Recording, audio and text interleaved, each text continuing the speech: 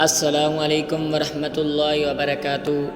سامعین محترم، صحیح البخاری کی حدیث نمبر 2067 سیدنا انس رضی اللہ تعالیٰ عنہ بیان کرتے ہیں کہ بے شک رسول اللہ صلی اللہ علیہ وسلم کو میں نے فرماتے ہوئے سنا، آپ علیہ الصلاۃ والسلام فرما رہے تھے کہ من سرہ ان یبسط لہ فی رزقہ، جس بندے کو یہ بات اچھی لگے کہ اس کے رزق کے اندر کشادگی کی جائے، او ینسأ لہ فی اثرہ، یا اس کی عمر کے اندر برکت کی جائے، فلیصل رحمہ، تو وہ رشتہ داری ملائے۔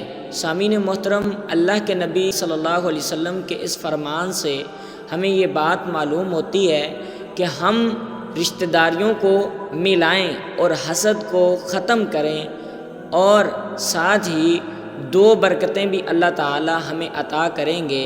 رزق کے اندر بھی برکت آئے گی اور عمر کے اندر بھی برکت آئے گی۔ اللہ تعالی ہم سب کو قرآن و سنت پر عمل پیرا ہونے کی توفیق عطا فرمائے۔